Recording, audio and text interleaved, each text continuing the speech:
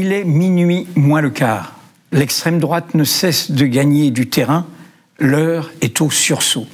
C'est l'appel solennel que lance Sophie Binet, secrétaire générale de la CGT, en convoquant le souvenir des jours heureux, le manifeste du Conseil national de la résistance. On en parle avec elle. Bienvenue à LR Libre, l'émission de débat et d'actualité de Mediapart.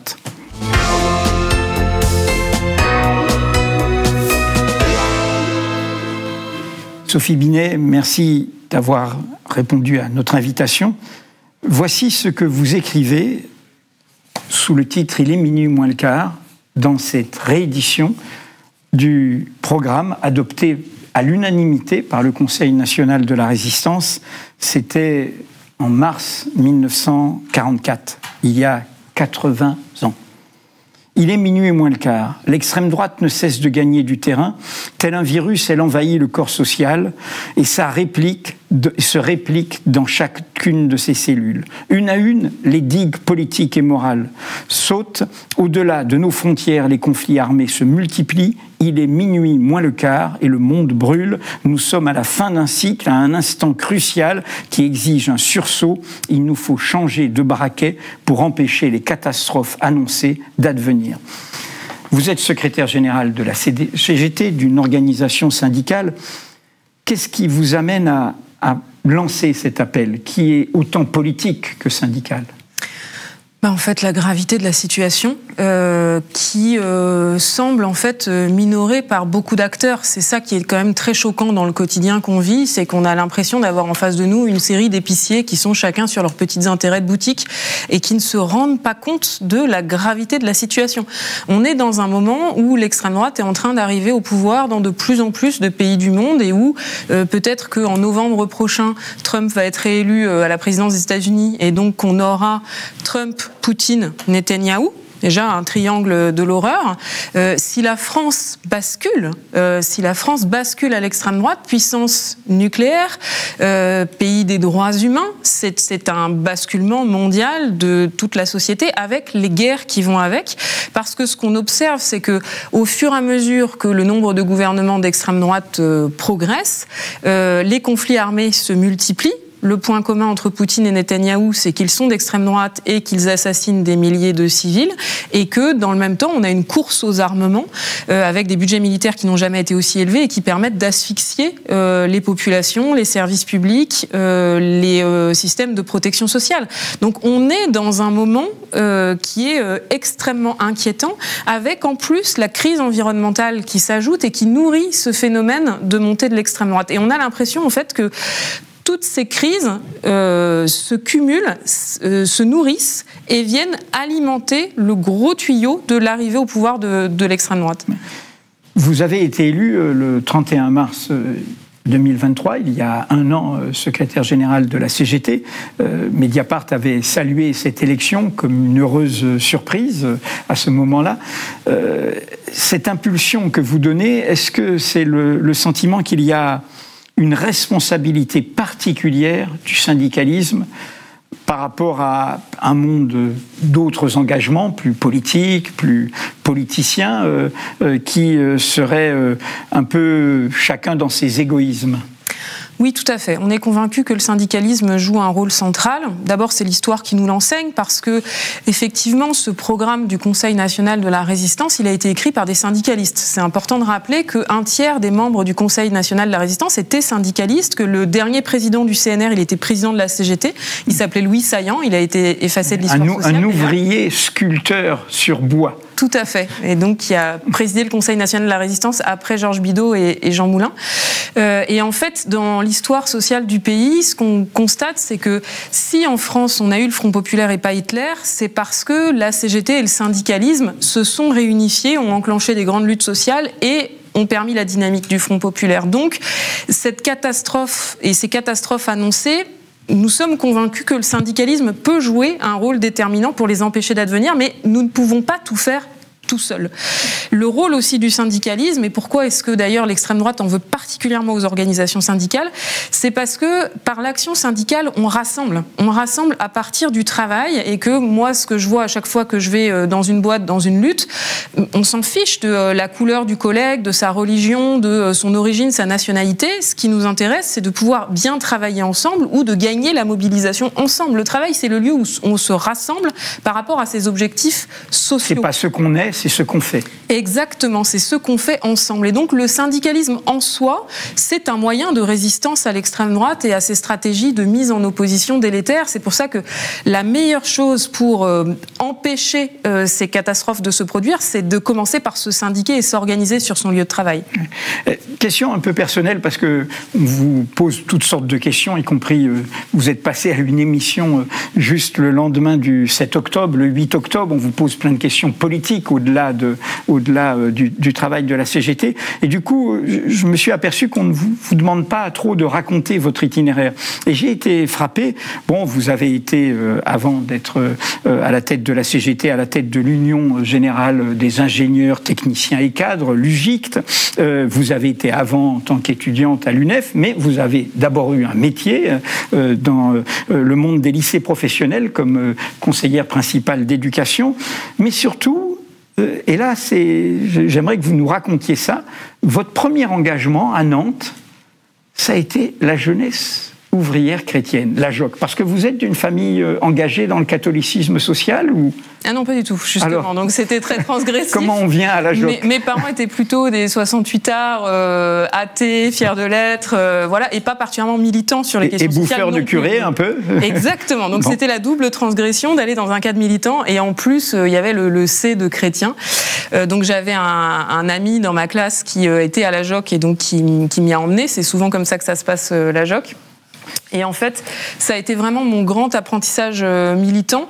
J'y ai appris à la JOC, en fait, cet humanisme radical qui, je pense, est la marque de fabrique, justement, du programme du Conseil national de la résistance et de ce qui a fait le liant de tous ces résistants et résistantes. Où il y avait des chrétiens, justement, résistants. Il y avait des chrétiens, bien sûr, mais c'était pas les seuls. Il y avait plein de gens hyper différents, la rose et le réséda, comme dit Louis Aragon. Et en fait, le point commun, c'était cet humanisme radical. Et en fait, ça, je l'ai trouvé à la JOC parce que le slogan de la JOC, c'est la vie d'un travailleur vaut plus que tout l'or du monde. Et puis la suite, c'est parce qu'il est fils de Dieu. Moi, j'ai jamais réussi à croire en Dieu. J'ai essayé pourtant à une période. Mais ce slogan, je trouve, est très fort parce que ça permet de replacer les choses à l'endroit et de dire que nos vies valent plus que leurs profits, pour reprendre un autre slogan. Et que c'est ça qui doit primer, en fait. C'est cette humanité que chacun d'entre nous, on a, qui doit primer sur tout le reste et qu'on doit aussi essayer de trouver chez l'autre, quelles que soient les différences. Et j'ai aussi, à la JOC, appris à rencontrer, quand on est adolescent, souvent, c'est pas forcément la période de respect la plus marquée, on se moque beaucoup des autres, enfin voilà, on a du mal avec les différences. J'ai appris à respecter des gens et à rencontrer des gens que j'aurais jamais rencontrés sinon. Donc ça a aussi été cette expérience-là. Et puis la dernière chose que ça m'a appris, c'est la centralité de la bataille de la dignité. En fait, contrairement à ce qu'on peut imaginer, la JOC, malgré son C de chrétien, c'est tout sauf une logique de charité. C'est l'autre slogan, c'est « Aide-toi, le ciel t'aidera ».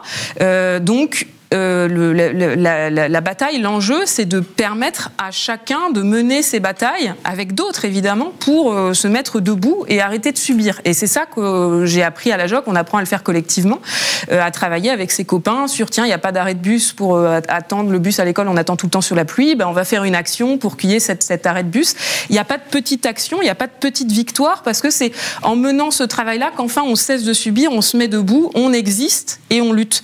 Et donc, ça, justement, cette centralité de la dignité et le fait de ne pas avoir un regard... parce que la charité, parfois, ça s'accompagne de beaucoup de mépris. Condescendance. Et de condescendance, exactement. Et plutôt de dire comment est-ce qu'on a des stratégies d'émancipation en permettant à chacune et chacun de mener des luttes collectives pour pouvoir s'émanciper ensemble. Alors, vous avez parlé de vos parents 68ards, d'une époque où les vents poussaient et n'étaient pas contraires comme ceux que vous convoquez en disant « il est minuit ou moins le quart ». Nous sommes en 1970. J'ai convoqué une archive que je voudrais vous faire entendre. Quand les loups font ta récolte, ils t'enseignent malgré toi la colère. laisse gronder ta révolte, prends la fronde et quitte donc ta maison. Ils renaîtront les jours heureux, les soleils verts de notre vie. 1970, les jours heureux. La chanson a l'air de parler des jours heureux, d'amour, mais c'est de ces jours heureux-là dont parle Charles Aznavour. C'est bien, ça me parle beaucoup moins parce que c'était pas ma génération. Oui. Mais c'est une belle archive. C'est pas la même musique. Mais en fait, je l'ai convoqué parce que c'est le reproche qu'on pourrait faire, des cyniques, des blasés. Quand même, tout ça, c'était il y a 80 berges. Regardez ça, 1970, c'est noir et blanc, c'est vieux, c'est de la nostalgie. C'est ça. Où est le présent là-dedans? Ouais. Vous êtes hors sol, Sophie Binet. Je fais oui. Non, mais ce qui est très l'avocat du diable. Mais c'est pas seulement l'avocat du diable, c'est que parfois la difficulté qu'on a, c'est que on convoque l'histoire avec comment un côté commémoratif, nostalgie. Ce programme est magnifique, était magnifique, mais pour autant notre objectif c'est pas de revenir à 1945. Le pays était ruiné en 1945. Il y a plein de choses dont on bénéficie aujourd'hui qu'on n'avait pas à l'époque. Il y a aussi un certain nombre d'impensés dans ce programme, notamment par exemple la question des femmes, la question du racisme, de la décolonisation. C'est d'ailleurs pour ça que la France s'est fracturée en profondeur sur la question de la décolonisation. C'est que cette question n'avait pas été traitée dans le programme du Conseil national de la résistance. Donc, relire le programme du Conseil national de la résistance, c'est certainement pas un exercice de nostalgie. Et d'ailleurs, c'est pas comme ça qu'on ouvrira un quelconque horizon. Ce qui était génial dans ce programme, c'est qu'en fait, aux heures les plus sombres de l'histoire, en 1943, les résistantes et les résistants ont été capables d'écrire ce programme en rupture, qui n'était pas juste l'abrogation des lois de Vichy, des réformes du régime de Vichy, ou le retour à 1936. C'était une société nouvelle, vous le dites, vous l'écrivez comme ça. Radicalement neuf. Et donc, je crois que c'est aussi nous le travail qu'il faut qu'on fasse aujourd'hui, le mouvement social, la gauche, de ne pas être dans une vision nostalgique sur tous les acquis qu'on a perdus avec ce détricotage du programme du Conseil national de la résistance, mais d'ouvrir des horizons, des perspectives rassembleuses et neuves qui, y compris, traitent les questions d'aujourd'hui, notamment la question environnementale qui ne se posait pas du tout en 1945. Mais la nouveauté, il faut le dire, c'est la sécurité sociale, les nationalisations, les services publics, en clair, la sécurité sociale, je l'ai dit, le droit à la retraite, l'accès aux soins, tout ce qui permettait aussi que l'information soit libérée des puissances de l'argent, tout ça est dans ce programme. Mais en même temps, et c'est très bien rappelé dans le livre, ce sursaut du programme de 44 vient de la catastrophe.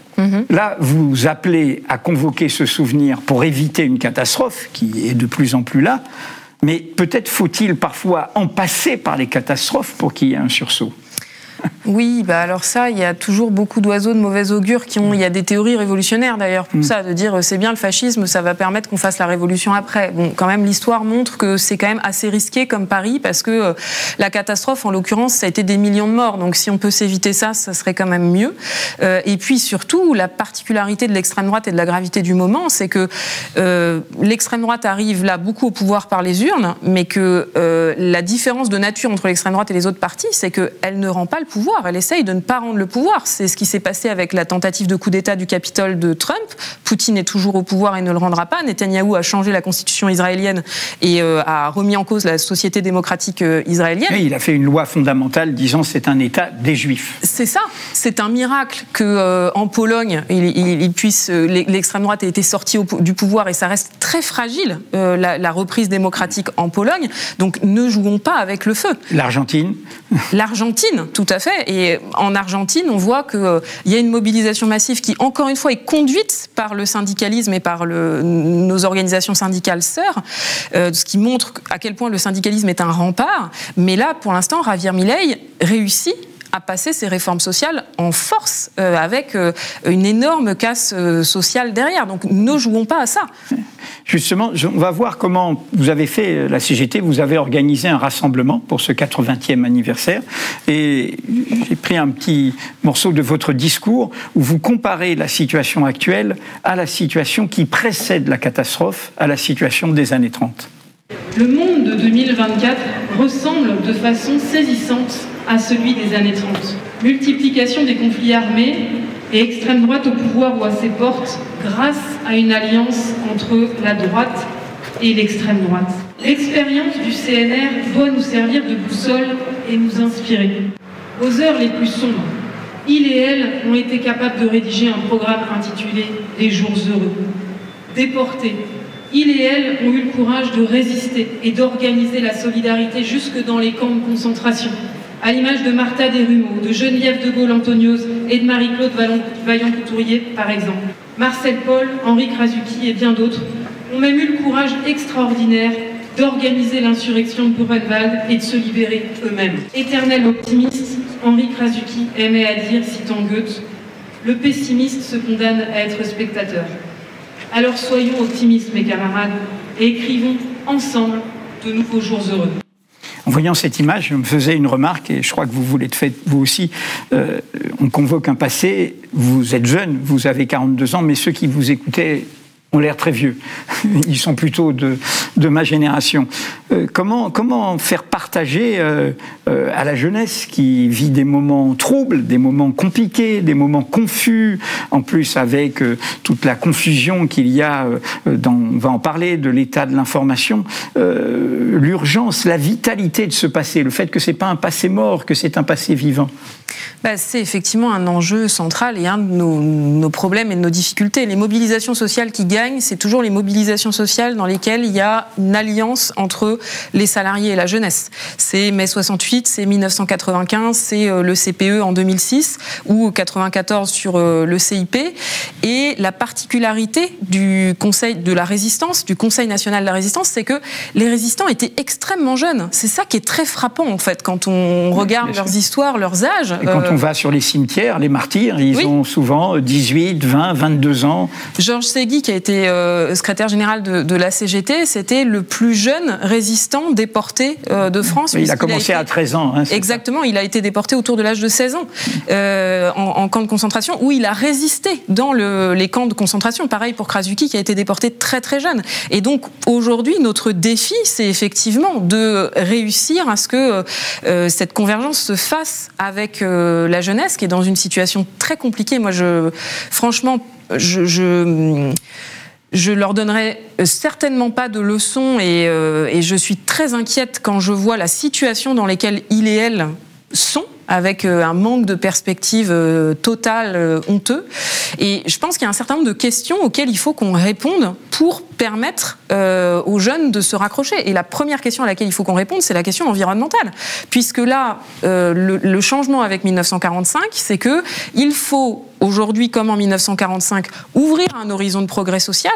Mais la nouveauté d'aujourd'hui, c'est que c'est dans un contexte environnemental fini. C'est comment remettre à l'ordre du jour le progrès social alors que les ressources de notre planète sont limitées. Ça ne peut pas être le productivisme, l'extractivisme, le choix d'une croissance infinie où l'homme se permet tout. Voilà, et donc la complexité, elle est justement que, du coup, pour remettre à l'ordre du jour le progrès social, il faut revoir le partage des richesses. Parce que ça ne peut pas être créer toujours plus de richesses parce qu'on va tuer notre planète, mais il faut que toutes les richesses que nous créons par notre travail, qui sont captées par le capital, il faut qu'il y en ait plus qui viennent pour rémunérer notre travail, nos services publics, etc., etc. Et c'est pour ça, en fait, que les affrontements de classe se durcissent considérablement. C'est à cause de cette question environnementale, et c'est pour ça que si on fait la comparaison entre aujourd'hui et les années 30, l'extrême droite, le fascisme, n'est jamais arrivé au pouvoir par hasard et tout seul. Et contrairement à ce qu'on raconte, c'est pas les ouvriers qui amènent au pouvoir l'extrême droite, c'est le capital et le patronat. Et donc on a dans les années 30 un patronat dont le slogan c'était plutôt Hitler que le Front populaire, parce qu'ils étaient en difficulté après la crise de 29 et ils voulaient empêcher des révolutions d'advenir.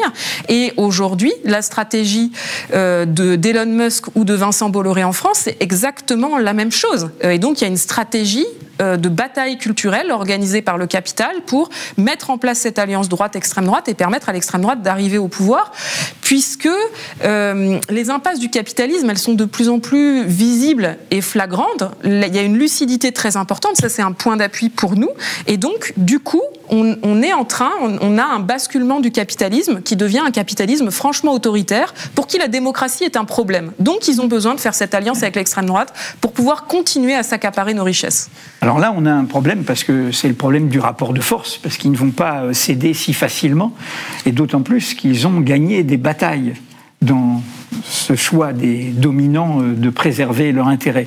Vous le rappelez dans le livre, à un moment, sous la présidence de Nicolas Sarkozy, un homme qui est décédé depuis et qui dirigeait un grand groupe d'assurance, Denis Kessler, dit ceci en parlant de ce que fait la présidence de Nicolas Sarkozy. Donc on a quelques années, sans compter ce qui s'est passé avant, comme l'offensive thatchérienne et réganienne, à la fois en Europe et aux États-Unis. À y regarder de plus près, on constate qu'il y a une profonde unité au programme ambitieux, dit-il, de Nicolas Sarkozy. La liste des réformes, c'est simple. Prenez tout ce qui a été mis en place entre 1944 et 1952, sans exception, elle est là. Il s'agit aujourd'hui de sortir de 1945 et de défaire méthodiquement le programme du Conseil national de la résistance. Donc lui, il avait le courage ou le mérite de parler franc. C'est ça qui se passe.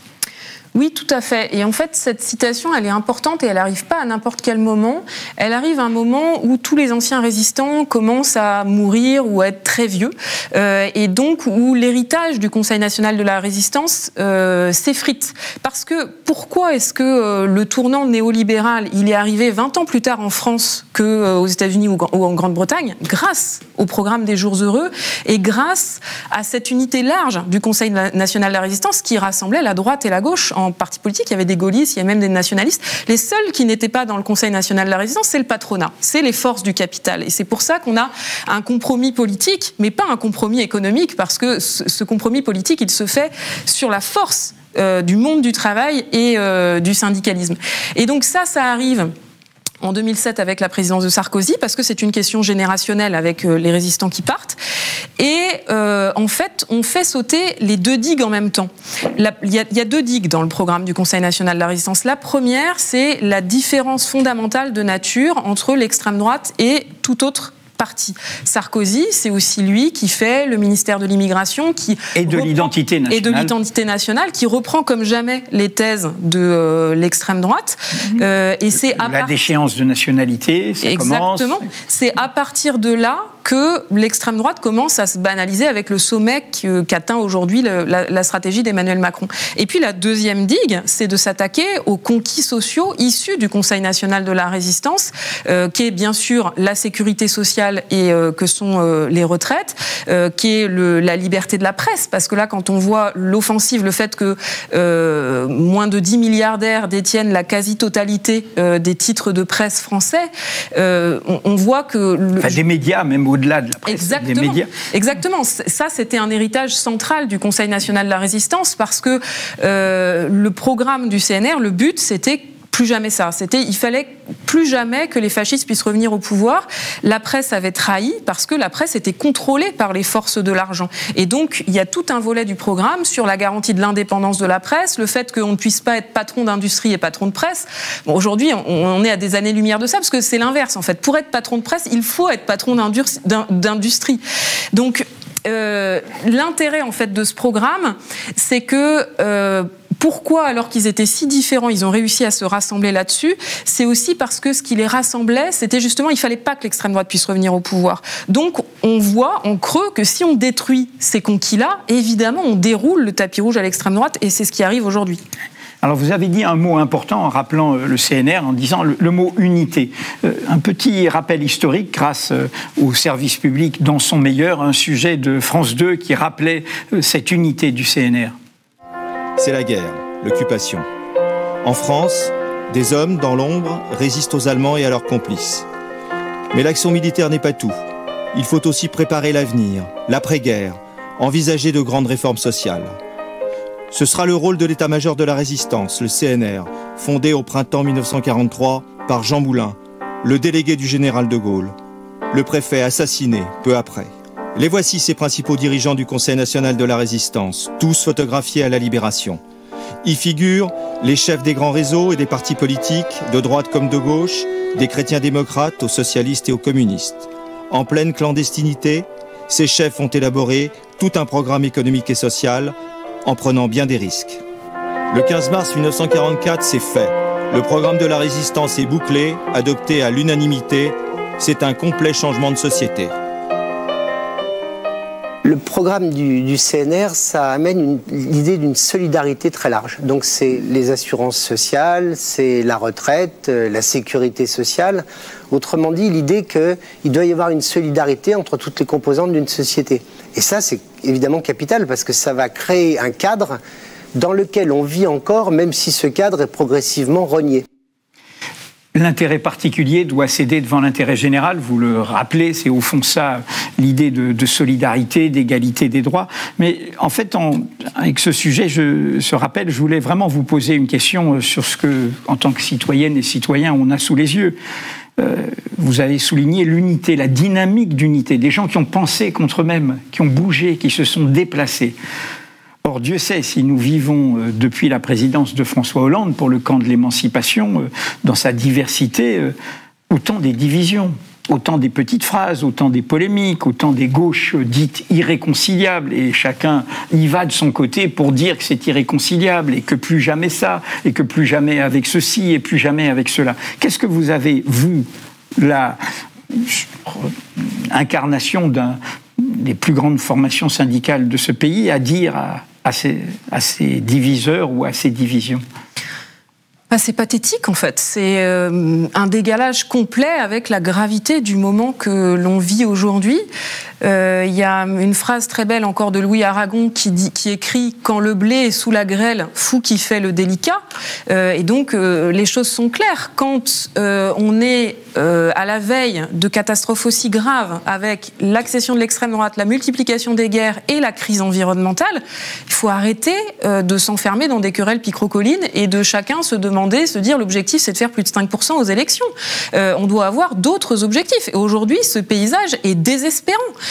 Donc il faut que chacun soit capable de se dépasser et puis de comprendre que le moment exige beaucoup plus. Mais cette unité, ça ne doit pas se faire sur le plus petit dénominateur commun. Et c'est ça qui est très fort dans le programme du Conseil national de la résistance, c'est que aussi parce que le capital était hors jeu et parce que le syndicalisme était très fort, on a l'unité très large, mais aussi avec un programme adopté à l'unanimité, je le répète, et avec un processus démocratique malgré l'occupation, mais aussi un programme de rupture complète. Et en fait, c'est de ces deux choses-là dont on a besoin aujourd'hui. C'est pour ça que je pense qu'aujourd'hui, on a besoin de remettre à l'ordre du jour un nouveau programme du Conseil national de la résistance pour avoir une rupture aussi forte que ne l'était ce programme il y a 80 ans. Oui. L'unité, est-ce que vous y pensez vous-même? Parce que cette force du syndicalisme dont vous parlez fait qu'il y a eu une réunification pendant la guerre, puis après il y a eu de nouvelles divisions entre le syndicalisme autonome, la CGT, et puis la guerre froide qui est arrivée par là. Est-ce que vous êtes en train de travailler à rapprocher avec la CGT d'autres forces syndicales, et si oui, lesquelles, et dans quelle forme? Bien sûr. Ce qui est intéressant, en fait, c'est que dans l'histoire, souvent, l'unité syndicale, l'unité des forces sociales précède souvent l'unité politique, pour plein de raisons que je ne vais pas développer là.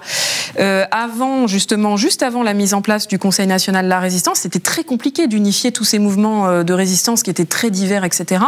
En fait, c'est la réunification de la CGT dans la clandestinité avec les accords du Péreux en 1943 qui donne la dynamique de rassemblement qui permet ensuite à Jean Moulin de faire le CNR.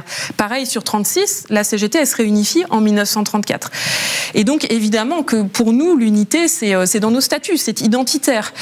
Donc, d'abord, on travaille sur l'unité des organisations syndicales, avec cette intersyndicale qu'on a réussi à faire vivre pendant toute la réforme des retraites. Tous là, oui. Jusqu'au bout, et qu'on continue à faire vivre encore aujourd'hui, malgré nos différences. On fait en sorte sorte, au vu de la compréhension commune que nous avons de la gravité du moment, d'être en capacité de dépasser nos intérêts de chapelle qui évidemment peuvent être différents, et puis toutes les différences qu'on peut avoir qui sont très importantes de fond sur tel ou tel sujet, pour nous rassembler sur l'essentiel.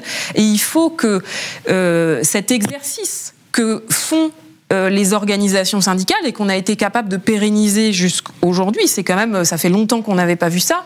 Bon, il faut vraiment quand même que ça donne des idées à la gauche politique, parce que l'extrême droite arrive toujours au pouvoir quand la gauche est divisée. C'est aussi la division de la gauche qui est responsable de l'arrivée de l'extrême droite au pouvoir. Et très concrètement, il est pensable que la CGT se réunifie avec d'autres organisations syndicales. On parle de la FSU, notamment. Alors, avec la FSU, effectivement, on a un processus de discussion qui est très fort dans l'enseignement, hein, voilà, c'est ça. qui est en route. En fait, la FSU, elle est issue de la CGT, puisque c'est en 1949 que les enseignants quittent la CGT. Bref, je ne vais pas rentrer dans les détails. Donc, effectivement, ça serait mettre fin à cette parenthèse de division. Ça serait une bonne chose, mais il faut avancer ensemble, démocratiquement, progressivement, et puis parfois aussi être prudent sur des réunifications de sommets qui en fait se concrétisent pas à la base et qui font que c'est que de la façade, parce qu'il y a une partie des militantes et des militants qui se retrouvent pas et qui partent ailleurs en fait. Il faut aussi faire très attention à ça. Donc ça, évidemment, ça serait bien que ça avance, mais je pense que l'enjeu essentiel, c'est ce lien intersyndical, ce que la CGT a appelé à partir de Louis Vianney en 1995, dans les années 90, le syndicalisme rassemblé, le fait de dire quand deux syndicalistes ne se serrent plus la main, c'est le patron qui se frotte les siennes. Et donc, il faut qu'on soit capable de faire primer ce qui nous rassemble et d'arrêter. Pourquoi est-ce que les négociations aboutissent de moins en moins sur du progrès pour les salariés ? D'abord parce qu'elles se font sans rapport de force, mais aussi parce que comme les syndicats sont divisés, ça se fait toujours sur le texte patronal. C'est terrible. Donc le jour où les syndicats arrivent ensemble avec une proposition commune, ça change considérablement la donne. Et en plus sur une mobilisation forte, etc. C'est comme ça qu'on peut remettre à l'ordre du jour des avancées sociales. Vous parliez des divisions politiques et vous avez eu des mots forts. Une des clés, c'est ce poison du présidentialisme français. Tout le monde est omnibilé par la campagne présidentielle. On fait les européennes en pensant à 2027. Vous en parliez il y a un an sur Mediapart à propos de la bataille des retraites. On a une réforme violente qui est là par la volonté d'un seul homme, contre l'avis de la quasi-totalité de la population, contre l'avis de la totalité des organisations syndicales et contre l'avis d'une majorité de parlementaires. Et aujourd'hui, si c'est ce groupe qui est l'auteur de cette proposition de loi, c'est parce qu'il y a à la fois une question sociale, puisque cette réforme elle est violente, mais depuis l'utilisation du 49.3 par le gouvernement, c'est ajouté une question démocratique lourde. Vous dites que c'est une anomalie démocratique, la situation dans laquelle on est aujourd'hui. Oui, tout à fait. C'est une anomalie qu'un président de la République puisse imposer une réforme de cette ampleur malgré un avis défavorable des députés, des syndicats et de la population. Jamais on n'aura vu un tel verrouillage démocratique avec le 49.3, on connaissait, on a vu le 47.1, enfin toute une série de cumul d'articles de la Constitution qui permettent et d'empêcher le débat parlementaire et d'empêcher le débat démocratique, des interdictions de manifester, des interdictions même de distribuer des tracts. Bon, ça en devient très inquiétant du point de vue des libertés publiques. Tout cela n'a fait que s'aggraver depuis un an, y compris actuellement sur les interdictions de manifester, y compris sur la solidarité avec la Palestine, ou de se rassembler avec une sorte de nouveau macartisme français. Mais ce que rappelaient vos déclarations, et qui est au cœur de ce que nous vivons en période électorale, avec cette perspective de l'élection présidentielle, c'est un monde politique qui pense qu'au fond, la démocratie, c'est simplement le bulletin de vote. Alors que ce que vous nous expliquez, c'est que la démocratie, c'est une société, des pouvoirs, des contre-pouvoirs, la mobilisation, l'organisation de ceux qui créent les richesses. Et c'est important de rappeler ça parce que c'est le moment important du programme du CNR. Quand ils disent quel est leur horizon, ils mettent au tout début, oui, bien sûr, il faut revenir à la démocratie, il faut qu'il y ait le droit de vote. Et après, il y a toute une liste de choses. La pleine liberté de pensée, de conscience et d'expression, la liberté de la presse, son honneur, son indépendance à l'égard de l'État, des puissances d'argent, des influences étrangères, la liberté d'association, de réunion, de manifestation, l'inviolabilité du domicile et le secret de la correspondance, le respect de la personne humaine, l'égalité absolue de tous les citoyens devant la loi. C'est-à-dire que le cœur de la démocratie, c'est pas le droit de vote. c'est d'abord cette vitalité-là. Et c'est ça qui est en train d'être défait, non ? Tout à fait. Je rappelle qu'en Russie, les Russes votent régulièrement, et pour autant, la Russie est de moins en moins une démocratie. Donc oui, effectivement, on a une vision complètement étriquée de la démocratie qui ne correspond pas.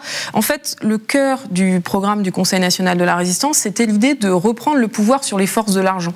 Et c'est pour ça qu'il y avait tout un volet, par exemple, de nationalisation pour permettre à la société de définir l'orientation de l'économie. Et puis, il y avait aussi un volet avec la création des comités d'entreprise pour permettre aux salariés de définir l'orientation de leurs entreprises. D'ailleurs, c'est ce point-là qui a le plus dérangé le patronat, en fait. Ils ne supportent pas que ce ne soit pas eux qui décident des perspectives économiques. Et donc, en fait, aujourd'hui, on est à un moment de basculement parce qu'en fait, le néolibéralisme, il inverse ça.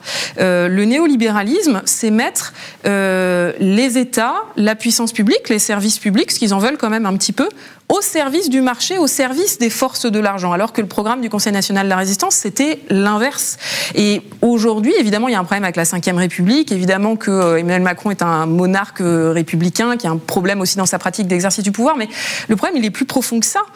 C'est que nous assistons à un grand hold-up avec la finance, les multinationales qui ont pris le pouvoir. Ce n'est pas les gouvernements que nous élisons qui décidons, c'est la finance et les multinationales. Il faut qu'on reprenne le pouvoir collectivement sur nos vies, nos perspectives et la façon dont nos sociétés sont conduites. Dernier moment pour revisiter ce que nous disait ce passé plein d'à présent, c'est la question des droits fondamentaux. Et le fait que les droits, c'est pas lié à la naissance, c'est lié au fait d'être un être humain. C'est pas lié à la carte d'identité. Et c'est quelque chose que vous avez voulu défendre, y compris en ramenant dans votre combat des personnalités inattendues sur la question de la loi immigration, avec quelqu'un qui a été ministre de Jacques Chirac, qui vient plutôt de la droite, qui a été défenseur des droits. Jacques Toubon, il l'expliquait sur Mediapart. Il marque une rupture avec nos principes fondamentaux. Et le principe fondamental qui est en cause, c'est qu'il n'y a pas de nationalité, il n'y a pas de différence entre les nationaux et les étrangers, les Français et ceux qui ne le sont pas, en matière de sécurité sociale, en matière de droits sociaux. C'est le principe qui a été posé quand on a fait la sécurité sociale, justement avant la guerre, mais surtout à partir de 1945. Si vous lisez l'article 1er de l'ordonnance du 4 octobre 1945, fondatrice de la sécurité sociale, vous n'y voyez aucune considération qui permet de dire que un national et un étranger ont, vis-à-vis de ce nouveau régime, et notamment vis-à-vis des prestations sociales, une situation différente. En écoutant Jacques Toubon, on comprend que la digue est là. C'est pour ça que l'extrême droite, elle est revenue progressivement dès les années 70 avec une obsession, l'immigration. C'est pour ça qu'elle a imposé un nombre de lois faramineux au point d'une trentaine de lois en 40 ans, parce qu'il l'explique bien. En commençant par l'immigration à dire il y a ceux qui ont des droits et il y a ceux qui n'en ont pas, on fait la brèche dans tous les autres droits. Tout à fait, et on met tout et tout le monde en opposition. Et en fait, cet appel qu'on a lancé ensemble pour le 21 janvier, pour moi, c'était l'incarnation parfaite de la rose et du réséda et du rassemblement sur cet humanisme radical. Et en fait, je crois que le problème qu'on a aujourd'hui, et ce qui explique aussi la difficulté des jeunes, je pense, c'est qu'on est dans une société qui n'a plus aucun sens. On est dans une société où l'argent est roi, et où ce qui dicte la ligne de conduite de nos hommes et de nos femmes politiques, c'est les points de croissance indépendamment du bien-être de la société, etc. C'est comme ça qu'on les évalue. Le sens de notre travail, c'est de plus en plus le Wall Street Management, avec le fait de dégager de la valeur pour les actionnaires, et on vide notre travail de son sens. Et puis on a un président de la République, enfin son communicant, qui, avec Séguéla et Nicolas Sarkozy, qui nous avait expliqué que si à 50 ans on n'avait pas une Rolex, on avait raté sa vie. Et donc le problème, il est là en fait. On voit bien que tout ça n'a plus aucun sens et qu'il faut retrouver un sens et des perspectives collectives pour répondre aux défis auxquels on est confronté aujourd'hui. Alors retrouver du sens, je vais vous soumettre à un petit exercice, puisque on est au cœur de quelle est la hauteur collective, au fond, quelle est la langue politique commune. Je vais vous faire réagir à 3 séquences, sur 3 politiques différents. La première, c'est le président dont vous venez de parler, Nicolas Sarkozy.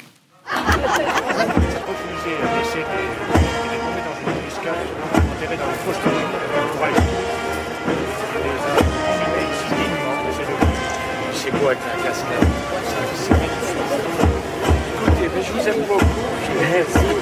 Merci beaucoup. Je vous vois très bien. J'ai gentiment pris le conviction.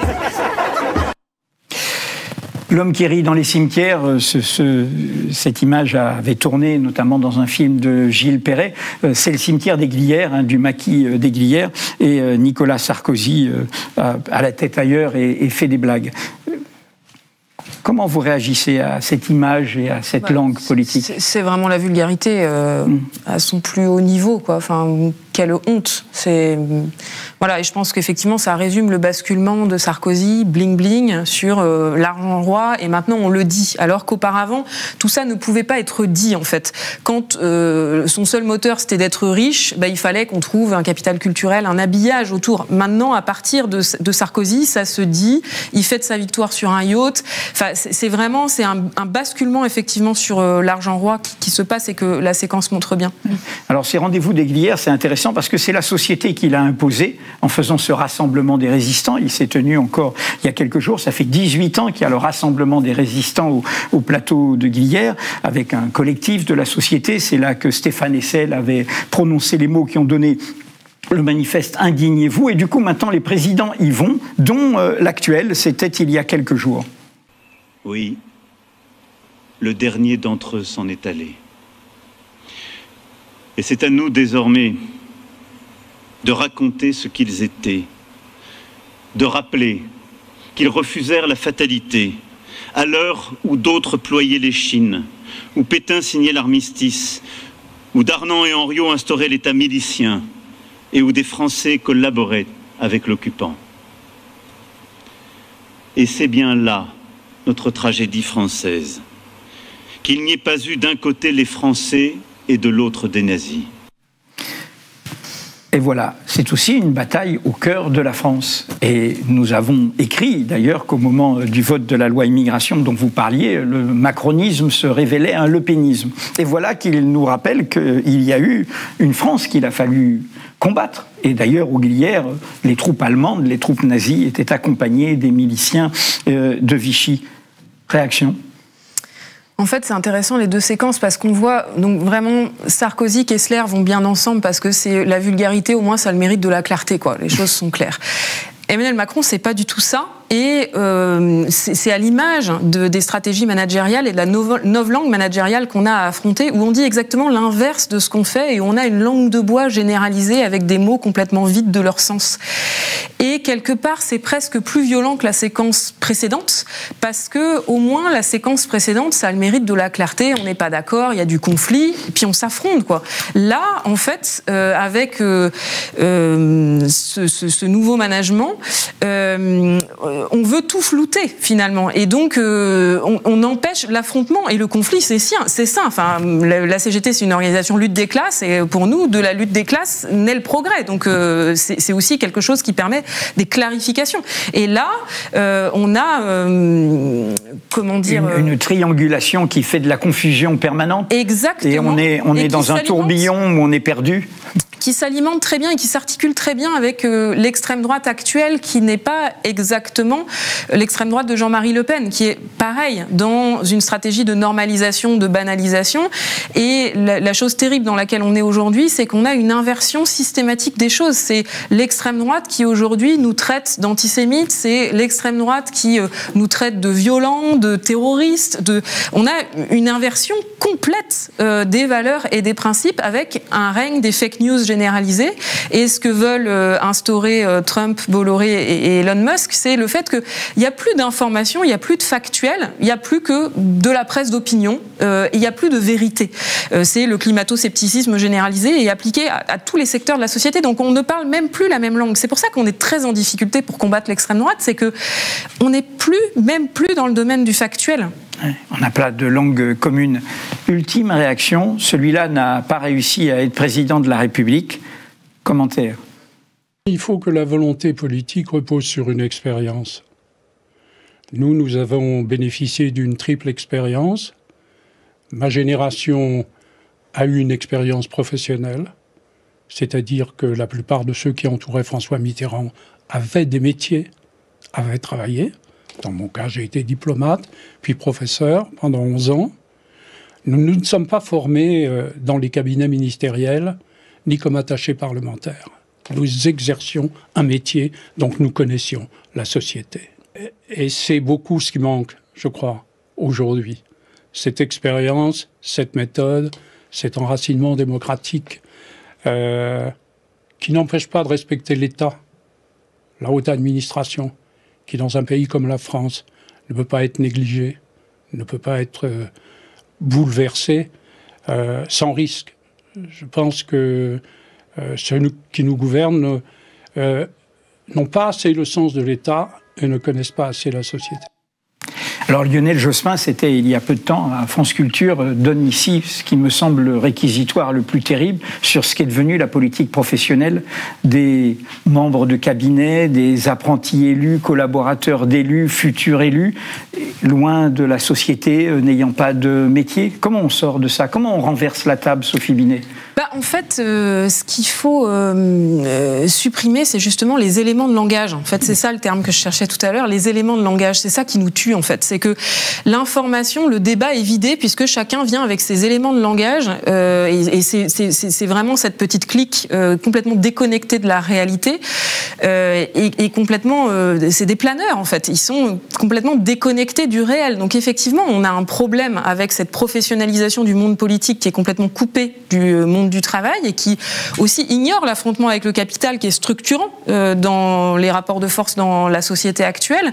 Et donc, il y a besoin que les forces sociales nourrissent beaucoup plus les forces politiques. C'est aussi ce qui était intéressant dans l'expérience du CNR, c'est de voir à quel point le syndicalisme, la CGT en particulier, a joué sur l'ensemble du terrain de jeu, puisque on était à la fois une organisation syndicale qui organisait les travailleuses et les travailleurs.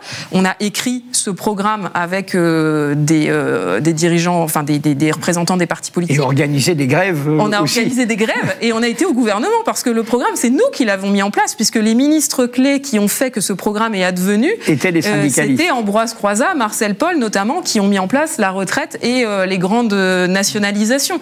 Donc c'est aussi ça qu'il faut retrouver, ce lien équilibré entre le monde syndical et les forces politiques, c'est-à-dire ni courroie de transmission qui a mené un certain nombre de faillites, et notamment je pense à l'impasse du régime soviétique, ni ignorance mutuelle. Évidemment qu'on a besoin d'un horizon de transformation sociale par la prise de pouvoir politique, et qu'il faut que les forces sociales puissent participer à ce travail-là en termes de programmes, notamment de propositions. Mais je voulais juste dire un truc sur Lionel Jospin qui correspond pas à ce qu'il dit dans son discours, mais je trouve que du coup les trois moments entre Sarkozy, Macron, Jospin sont intéressants. Les trois figures de la politique. Oui. Voilà, très intéressant. En fait, ce qui fait le côté très attachant de Lionel Jospin, c'est sa sincérité, sa droiture, et c'est ça qui nous manque aujourd'hui. Mais quand même, il faut pas oublier que c'est lui le premier qui n'a pas été au second tour d'une élection présidentielle et qui a amené le Front National. Et il faut comprendre pourquoi. Et donc, pourquoi ? Parce que pendant sa campagne, face aux ouvriers de l'U, il a dit « l'État ne peut pas tout » et qu'il a incarné ce renoncement, en fait, face aux forces de l'argent, en expliquant que lui, comme Premier ministre, futur président, il ne pouvait pas empêcher les licenciements. Mais ça, c'est pas acceptable. Ce qu'il faut et ce qu'on attend du monde politique, c'est retrouver les marges de manœuvre pour transformer en profondeur la société. Si le Front National et l'extrême droite progressent autant aujourd'hui, c'est sur le déclassement généralisé du monde du travail, le fait que avoir un travail ne suffit plus à vivre dignement, à être reconnu, etc. Et puis sur ce renoncement de l'État, des forces politiques, à diriger les forces de l'argent, les forces économiques. Donc il faut que la gauche se réarme. Elle a progressivement, tous tous les leviers qui permettaient d'avoir des leviers d'intervention sur l'économie, on y a renoncé, à commencer par les privatisations, effectivement. Alors ça, c'est sûr que là, c'est direct. Mais tous les... Y compris sous Lionel Jospin. C'est le gouvernement qui est le plus privatisé, c'est le gouvernement de Lionel Jospin. Donc ça fait partie des impasses de la gauche. Et puis derrière, François Hollande, c'est évidemment... la Lali, quoi, hein, parce que il n'y a pas de privatisation, le mal était fait avant, mais on donne l'argent de l'État, on signe des chèques en blanc aux entreprises avec le crédit impôt compétitivité emploi en échange d'aucune contrepartie. Donc c'est vraiment là le logiciel néolibéral sur on met l'argent public au service des forces du marché et on renonce à agir totalement sur l'économie. Un dernier mot, si je disais que le sens de cette édition et de votre texte et de votre discours, c'est de dire que c'est à la société de faire les choses désormais. Oui, tout à fait. Il faut compter sur nous-mêmes. Et en fait, ce qui est positif, c'est qu'on a plein d'éléments de confiance. Un des grands éléments de confiance, c'est qu'on n'a jamais été aussi qualifiés qu'aujourd'hui. Et nos qualifications, c'est un vrai outil. Qu'on soit de plus en plus nombreux et nombreuses à accéder à l'école, à l'enseignement supérieur, qu'il y ait de plus en plus de chercheurs et de chercheuses, ça nous donne la capacité de répondre à plein de défis. Mais le problème, c'est qu'aujourd'hui, la recherche, elle est dirigée par l'argent. La recherche, elle n'est pas au service des défis sociaux et environnementaux. Donc il faut qu'on puisse reprendre le pouvoir sur notre travail, sur nos qualifications, pour les mettre au service du progrès social et environnemental, pour écrire ensemble la suite des jours heureux. Eh bien voilà, ce sera le mot de la fin. Les jours heureux. Tout va à la CGT, pas dans la poche de la secrétaire générale. Donc vous pouvez l'acheter pour contribuer à ce syndicalisme d'action et ce syndicalisme d'union.